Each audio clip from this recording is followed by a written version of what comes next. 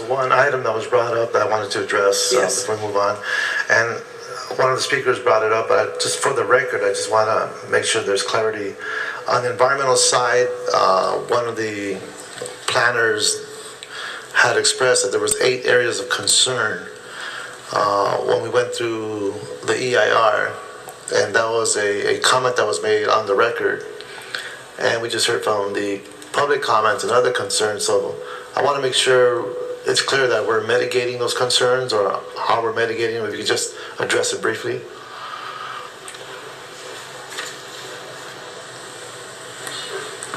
Karen Hu, the City Planning Department. The EIR discussed many environmental topics, and in almost every category we have incorporated either design features or mitigation measures to reduce the level of environmental impact. There are 8 areas to which you, as a council, in approving this document, will also have to approve a statement of overriding considerations, because we could not reduce those impacts to a level that was less than significant. Those 8 areas are in transportation, air quality, aesthetics and visual resources, cultural and historic resources, views, artificial light and glare, noise, utilities, solid waste. So, given those areas, we are addressing them with mitigating conditions. Yes, there are conditions. That's what I need to hear for the record, because we raised the concerns, but we haven't spoken to how we mitigate those concerns. And that, to me, is crucial for the record, given the public comment that's been made. And I don't want to leave that open, because that, I believe, leaves us vulnerable in the future. So, to be very clear, to support this process and this program, if we can just address it briefly, that's, I think, is what's of importance to this process. Correct. Councilmember, if I may, Mike LeGrand, Director of Planning.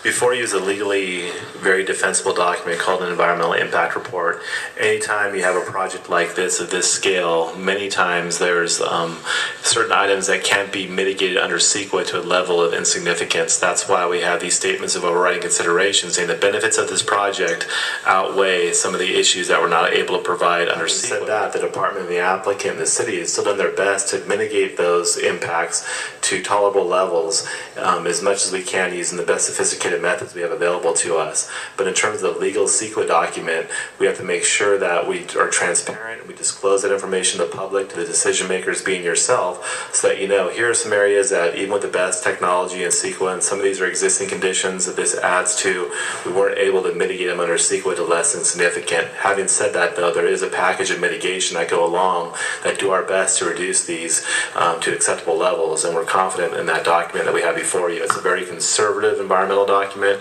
that we feel will hold up well over the years of time. It's very forward thinking and has lots of mitigation in it as state of the art. So we're very proud to bring that to you today, and we feel that it is something you can adopt. Can you highlight some of those elements? Karen, if you'd like to highlight some of the mitigation. And just before Karen speaks, John Foreman, Planning Department. I also wanted the council to know that part of the Senate Bill 292, SB 292 requirements were that after release of the draft DIR, staff, city attorney, and environmental staff spent well over 100 hours meeting with people who filed, or organizations who filed for mediation, and additional mitigation measures, project design features were incorporated and included in the final EIR, in the specific plan, or in the development agreement. Okay. Well, the chair's back, so just be very brief, because I want to make sure we address this in the record.